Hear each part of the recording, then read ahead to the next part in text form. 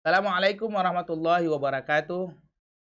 Segala puji bagi Allah Subhanahu wa taala. Pagi yang berbahagia ini kita kembali dalam rangka berbagi pengetahuan dan motivasi. Salawat dan salam kita sampaikan kepada Nabiullah Muhammad SAW, keluarga beserta sahabat beliau. Pecinta, sahabat, serta pelopor Al-Quran, pagi ini saya ingin menyampaikan kepada kita yaitu tentang what do you want dan what do you need. Apa yang diinginkan, apa yang dibutuhkan. Sering di dalam kehidupan kita, kita tidak bisa membedakan yang namanya keinginan dan yang namanya kebutuhan. Padahal keinginan dan kebutuhan itu berbeda. Keinginan sesuatu yang tidak mendesak, kebutuhan itu sesuatu yang mendesak. Tetapi dalam perjalanan kehidupan kita sering sekali keinginan menjadi kebutuhan, kebutuhan menjadi keinginan. Sehingga yang terjadi adalah kacau balaunya kita dalam menjalani kehidupan. Ini berbahaya.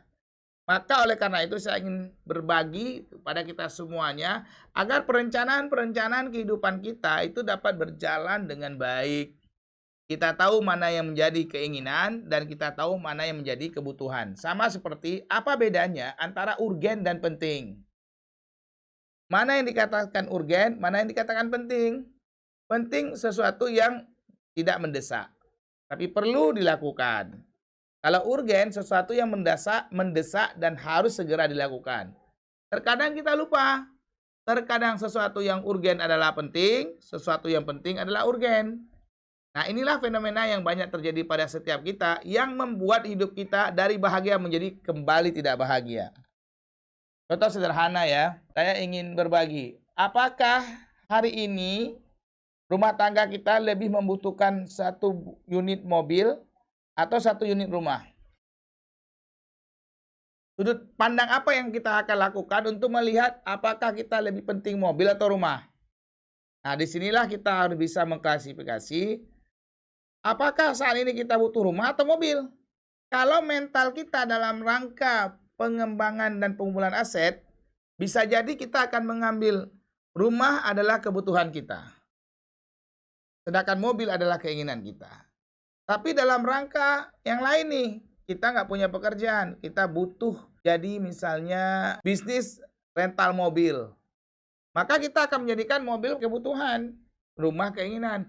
Ambil mobil, lalu mobil digunakan, lalu kita dapat sewa, ya setengah bayar kredit, setengah dapat membantu untuk menabung membeli rumah. Itu. Makanya sudut pandang ini penting. Banyak orang kejebak dengan hal ini. Oleh karena itu, kita pecinta Al-Quran, sahabat serta pelopor Al-Quran, ini hal yang sangat urgen harus kita bicarakan. Dia mendesak dan penting agar langkah-langkah kita terus bisa membedakan antara keinginan dengan kebutuhan. Contoh lagi, mana yang lebih duluan kita cari ketika kita berumah tangga di awal rumah tangga, mencari kerja atau membuat istri bekerja di rumah. Ya suruh urus-urus kita saja misalnya.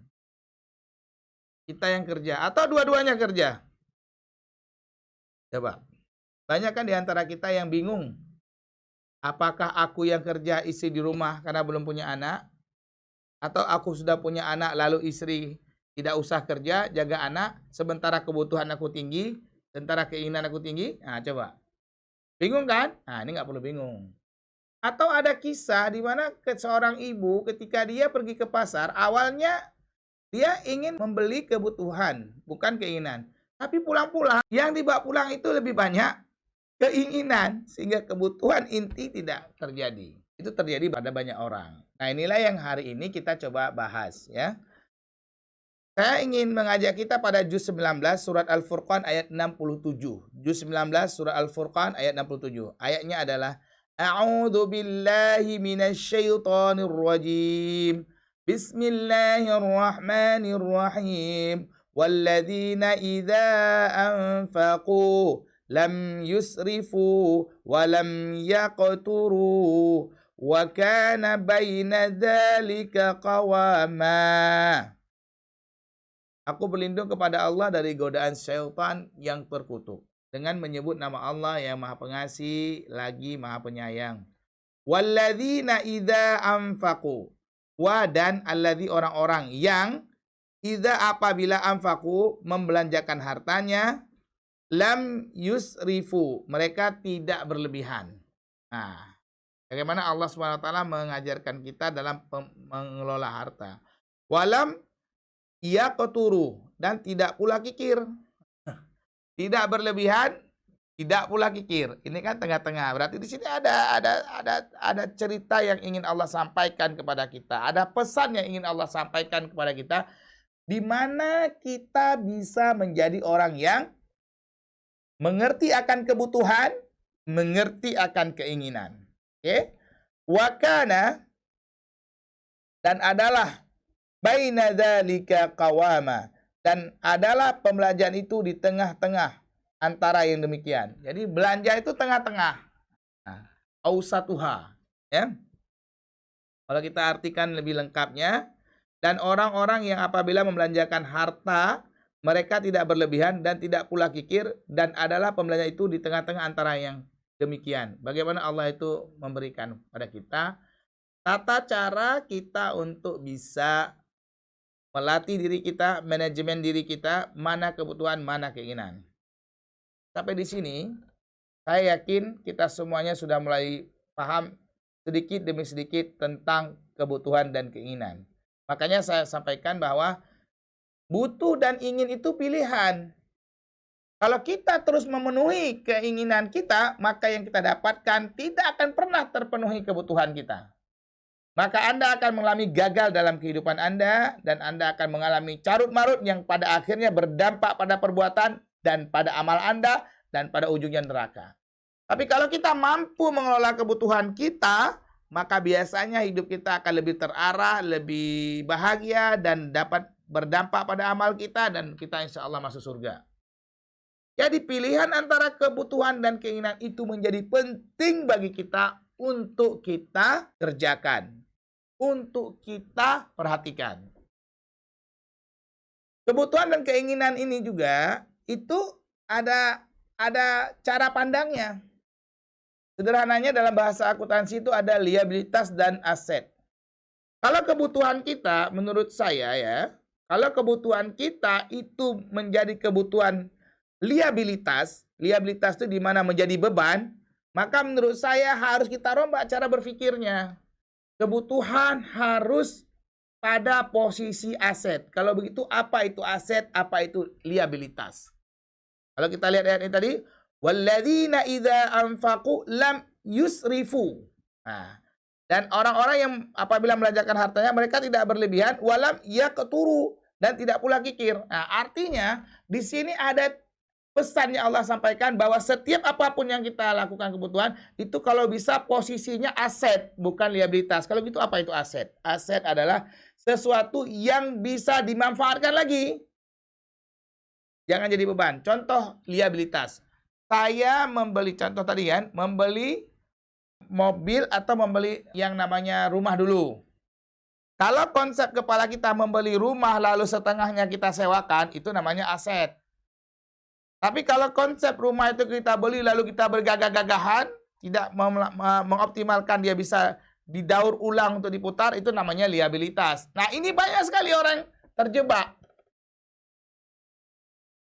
Kalau bahasa pepatah itu bersakit-sakit dahulu, bersenang-senang kemudian. Kalau saya balik, bersenang-senang sekarang, bersenang-senang lagi kemudian. Nah, caranya gimana? Sedikit mengurangi. Makanya Al-Quran mengatakan, walladzina idza anfaqu lam yusrifu wa lam yaqturu. Belanja tidak berlebihan dan juga tidak pula kikir. Contoh sederhana lagi, misalnya kita ke mall ya. Kita ada uang 100.000, maka belanjanya 50.000, ketemu orang miskin kasih ya 10.000, sisanya tinggal 40.000, makan dengan keluarga lalu bahagia. Banyak orang yang belanja nggak bahagia loh.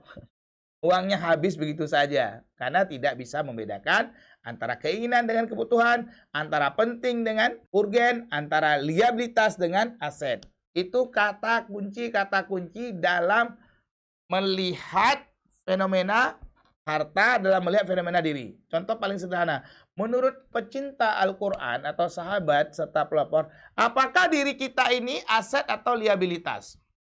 Kalau kita menganggap diri kita aset, maka menjaga kesehatan itu wajib.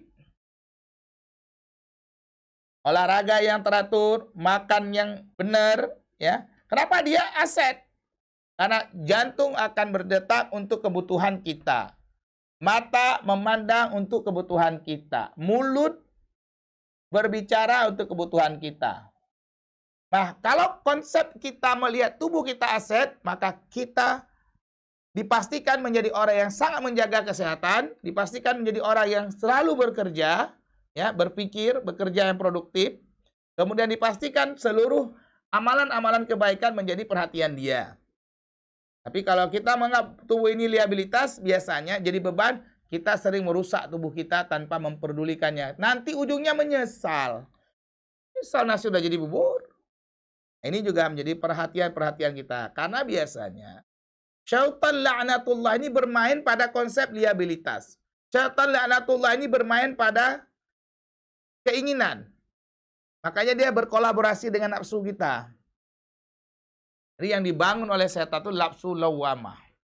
Yang bergejolak. Digejolakkan terus sehingga kita pikirkan kebutuhan berubah. Keinginan. Jadi antara keinginan dan kebutuhan harus jelas kuadrannya. Oke, pemirsa, pecinta, sahabat, serta pelopor Al-Quran. Kalau begitu, ada 7 tips, ya, 7 tips untuk menentukan kebutuhan dan keinginan. Yang pertama adalah hendaknya kita menulis terlebih dahulu, ya. Sederhananya saya akan praktekkan. Ya, menulis dulu dalam satu kolom, buat namanya kolom T, ya. Contohnya ini. Ada kebutuhan, ada keinginan. Nah, diapakan ini? Yang pertama ditulis. Kebutuhan pokok. Keinginan pokok.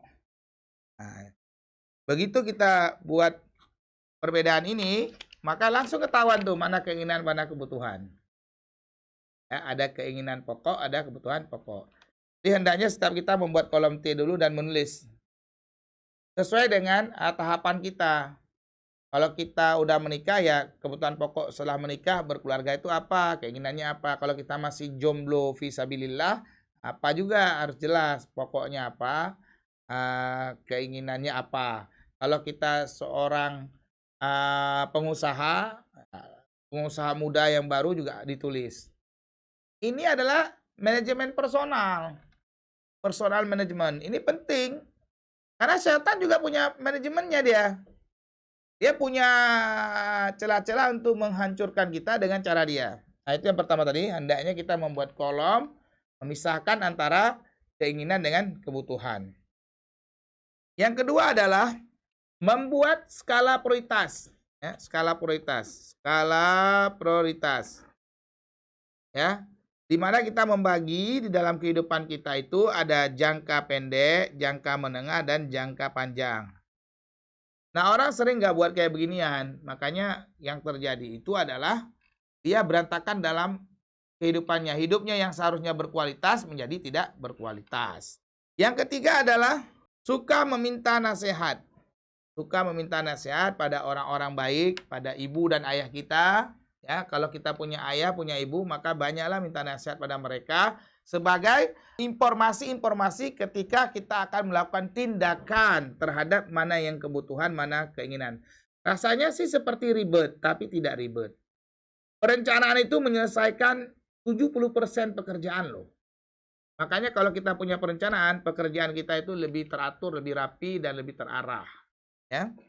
Kemudian yang keempat adalah membuat budget. Budget ini kuota. Untuk kebutuhan pokok berapa, sekunder berapa, tersier berapa. Jadi harus jelas. Nah, makanya ini memang sulit di awal. Tapi kalau terus dilatih itu akan lebih gampang, lebih mudah, dan lebih bisa menghadapi kondisi kehidupan. Jadi apa? Membuat budget yang primer berapa, sekunder berapa, tersier berapa. Kemudian yang kelima, tidak salahnya setiap kita belajar tentang sistem manajemen keuangan. Ya, karena kita yang biasanya yang keinginan kebutuhan ini kan lebihnya ke harta. Maka saya menganjurkan kita semuanya belajar manajemen keuangan sebagai ya keuangan standar, keuangan tentang kas harian ya. Ini penting sekali untuk merapikan harta-harta kita. Sederhananya begini, ketika kita ingin hidup, maka kita ingin sejahtera. Ketika kita ingin hidup, maka kita ingin bahagia. Ketika kita ingin hidup, maka pasti kita bicara masa depan kita, yaitu kita ingin menikah, punya anak, terus kemudian kita dimasukkan ke dalam surga. Itu kan dunia akhirat ya. Manajemen keuangan ini menjadi perhatian kita.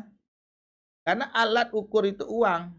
Nah, bagaimana caranya? Nah, Anda mulai belajar yang pertama. Itu adanya transaksi harian. Dulu saya umur 15 tahun udah mulai buat itu. Sekarang umur saya 40 tahun. Itu buku apa ya, harian kas. Itu kan sederhana itu. Nah, saldo berapa uang kita, pemasukan berapa, pengeluaran berapa. Itu dirutinkan, dibuat aja, itu dilatih. Karena itu nanti akan menjadi cita rasa kita. Sehingga kita punya cita rasa. Pengeluaran berapa, pemasukan berapa. Pengeluaran berapa, pemasukan berapa, saldo. Jadi pemasukan, pengeluaran, saldo. Pemasukan, pengeluaran, saldo. Nah, itu harus dihafal. Ya, harus terus dilatih sehingga termanage. Makanya bukan pelit. Al-Qur'an mengatakan walladzina idza anfaqu lam yusrifu wa lam yaqturu. Dan orang-orang yang tidak berlebihan dalam membelanjakan hartanya dan juga tidak pula kikir.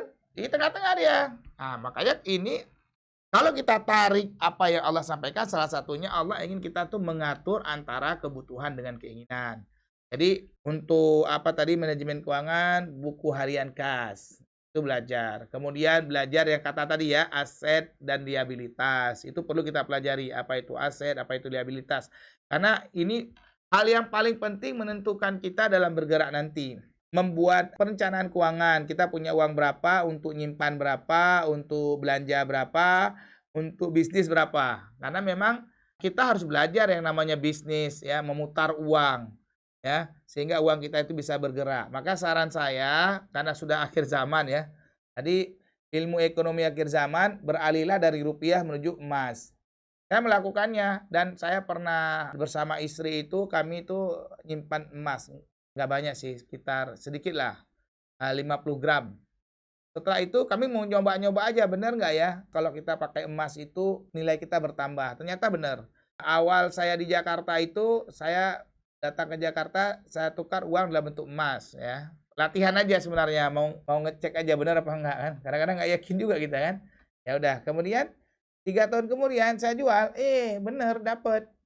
Rupiah turun, emas 50 gram yang saya beli cuma 30 juta, begitu jual sudah harganya menjadi 40 jutaan, 10 juta lo dapat. Cuman dia sifatnya jangka panjang dan emas itu gampang bisa dijual langsung. Nah, itu kan contoh. Jadi kita juga dalam berinvestasi kalau memang belum pinter-pinter amat mencari orang apa itu pekerja yang bagus, investor yang baik dan dia ulet, ya paling tidak banternya ke emas ya, emas simpan, ntar sekian tahun jual. Itu kan cara-cara awal dalam kita membangun perekonomian. Jadi yang awalnya benda itu adalah sebagai perhiasan, lalu kita ganti menjadi dari liabilitas menjadi aset. Jadi kan jadi aset, dia jual lagi, beli lagi, jual lagi, beli lagi, ntar juga uang berkembang. Jadi memang ilmu berternak duit itu penting ya, supaya kita bisa berzakat, supaya kita bisa bersedekah ya. Ini sangat penting. Dan orang-orang dulu tuh kalau di kampung saya di Aceh itu mereka itu yang saya tahu itu mereka ada lembu lah, beli lembu 1-2, disimpannya. Memang terasa seperti sederhana. Ada emas sedikit, kemudian ada lahan yang produktif ya, di mana mereka menanam padinya. Jadi nggak pernah kelaparan, tapi juga nggak kaya. Karena kaya itu bahagia. Kalau kita sekarang pengen kita kaya, lembu juga banyak, emas juga ada ya, bukan Mas Jono ya atau Mas Parto, tapi memang ini emas ya. Nah, kemudian punya apa lagi ya, punya ternak sedikit ya insya Allah. Bukan sedikit ya, malah ternak itu malah bisa kita jual. Sederhananya begini, kalau Anda piara ternak, udah pasti itu ada yang beli itu. Hari Raya Idul Adha itu kan banyak orang beli ya. Kayak kurban, berapa banyak lembu itu yang harus disiapkan. Makanya berternak itu, kenapa Nabi berternak? Memang lakunya banyak. Pertama nanti hari Raya Idul Adha itu meningkat kebutuhan. Habis itu setiap hari orang makan ya, makan. Nah, makan daging ya itu terjadi. Jadi ini juga kita harus tahu caranya, makanya Uang itu harus dibagi ya, dibagi dengan skala-skalanya sehingga lebih terarah. Makanya Al-Quran, saya ulangi lagi, mengatakan dalam surat Al-Furqan ayat 67 juz 19, walladzina idza anfaqu lam yusrifu wa lam yaqturu. Jadi, dan orang-orang yang apabila membelanjakan harta, mereka tidak berlebihan dan tidak pula kikir. Nah, ini yang menjadi perhatian kita. Makanya Allah menutup ayat ini dengan ya, wa kana baina dzalika qawama. Dan adalah pembelanjaan itu di tengah-tengah antara yang demikian itu. Jadi di tengah-tengah dia. Yang kelima ya. Sekarang kita yang keenam. Belajar dari kisah Rasulullah SAW. Jadi pelajari kisah bagaimana Rasulullah memanage keuangan. Bagaimana sahabat-sahabat Rasulullah itu memanage keuangan. Coba bayangin ya. Pecinta Al-Quran, sahabat serta pelopor Al-Quran. Itu kan baginda Nabi itu hampir setiap tahun tuh perang. Ada 4 sahabatnya yang selalu bersamanya, ya. Ada Abu Bakar As-Siddiq, ada Utsman bin Affan, ada kemudian Umar bin Khattab, ada Ali bin Abi Thalib. Kok mereka kadang-kadang lagi ngobrol itu bilang sama Rasulullah, "Ya Rasulullah, untuk perang kali ini," kata Sayyidina Utsman, "ya udah ya Rasulullah, untuk 100 ekor unta biar saya aja yang ngasih." Coba lihat, sederhananya kapan mereka berbisnis kan? Jangan salah, pecinta sahabat dan pelopor Al-Quran. Mereka ini udah levelnya investor. Jadi bisnisnya banyak banget. Jadi kan kalau dalam dunia bisnis ini kan saya ingin kasih tahu ya, ada jenjangnya dia. Yang pertama namanya study. Orang belajar bisnis. Yang kedua dia setelah belajar jadi employer, jadi karyawan. Ya jadi karyawan dulu nih. Kita jangan ujuk-ujuk jadi orang hebat tuh nggak bisa, jatuh. Tetap dia melewati langkah-langkah. Study, belajar, lalu jadi karyawan. Nanti karyawannya jadi yang baik, apa sih standar-standar karyawan kita penuhi, lalu naik menjadi seorang manajer. Ya, manajer itu mengelola 2 atau 3 karyawan. Ya, semakin pintar manajer udah makin tahu tuh cara bisnis. Nah, kemudian dari manajer pindah ke zona apa? Owner. Nah, jadi owner dia. Nah, lama-lama buka usaha sendiri kan. Nah, itu kan biasa kayak gitu tuh orang. Nggak apa-apa. Kemudian owner ini jatuh bangun, nanti makin ngerti usahanya hidup. Lalu dia masuk ke zona yang kelima, namanya investor. Makanya investor itu di atas owner. Pecinta Al-Quran punya usaha, dibantu kan investor. Jadi investor itu dia biasanya dapatnya faktor kali. Kalau faktor kali dapat, faktor bagi dapat. Nah, baru setelah investor dari entrepreneur. Jadi memang kalau sahabat Rasulullah itu kalau menurut saya sudah entrepreneur, pengusaha. Makanya santai aja karena usahanya jalan. Biasa itu menyedekahkan harta itu biasa. Karena dia tahu para sahabat itu jago-jago bisnis. Salah. Kalau para sahabat tuh nggak ngerti bisnis, jago-jago bisnis. Rasulullah super jago dalam bisnis. Sampai Ibunda Khadijah itu mengirim budak laki-laki ya untuk melihat. Unik juga nih bisnisnya baginda Nabi Muhammad. Lalu budak laki-laki ini mendampingi Rasulullah dan melihat bagaimana Rasulullah itu berbisnis, semua orang senang, semua orang suka ya. Dan selalu untungnya banyak banget gitu. Sehingga kepincut juga akhirnya Bunda Khadijah ini ingin menikah dengan baginda Nabi Muhammad SAW. Begitu mulianya akhlak Nabi kita. Makanya sampai ayat Allah mengatakan, sungguh pada diri Rasulullah itu ada contoh tauladan ya kepada kita. Barang siapa yang percaya pada hari akhir, banyaklah kamu berzikir. Wa dzakarallaha katsira ya, banyak-banyak berzikir. Nah, di sini artinya mempelajari sirah Nabi ini penting. Kita akan tahu betul bagaimana Rasulullah dalam memanage antara kepentingan, kebutuhan dengan keinginan. Bagaimana Rasulullah itu mengajarkan kita dan itu ada di dalam sirah Nabawiyah. Kemudian yang ketujuh ya, yang ketujuh adalah memberikan hak diri ya, hak diri secara proporsional ya. Bagaimana hak diri ini, apa yang harus kita penuhi pada saat apa dan apa yang nggak perlu kita penuhi pada saat apa. Jadi situasi, kondisi itu menentukan kita bertindak. Tindakan apa yang cocok pada waktu apa dan tindakan apa yang cocok pada waktu apa. Jadi ini adalah kecepatan berpikir dan kecepatan mengendalikan antara kebutuhan dengan keinginan. Jadi kalau saya ulangi, kalau kita sudah mengerti betul bahwa keinginan itu apa dan kebutuhan itu apa, maka pada saat itu kita sudah bisa menata diri kita dan menuju mimpi-mimpi besar kita untuk menuju kebahagiaan kita. Saya kira demikian kepada seluruh pecinta dan pelopor Al-Quran serta sahabat Al-Quran. diulang-ulang ya materi ini untuk melatih Anda. Saya kira sekitar 10 kali diulang-ulang ini akan ditemukan nanti celah pada diri kita bagaimana kita menata antara keinginan dan kebutuhan. Wallahu a'lam bishawab. Kepada Allah saya menampun, kebenaran dari Allah Subhanahu wa taala, kesalahan itu dari diri saya sendiri sebagai hamba yang dhaif. Sampai ketemu dalam episode selanjutnya. Jangan lupa ya like and subscribe ya, dan share kalau ini menjadi baik bagi kita semuanya. Semoga banyak orang mendapatkan celah dalam menghadapi kegalauannya sehingga hidupnya pasti dan bergerak.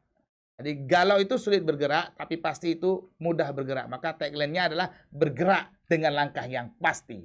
Assalamualaikum warahmatullahi wabarakatuh.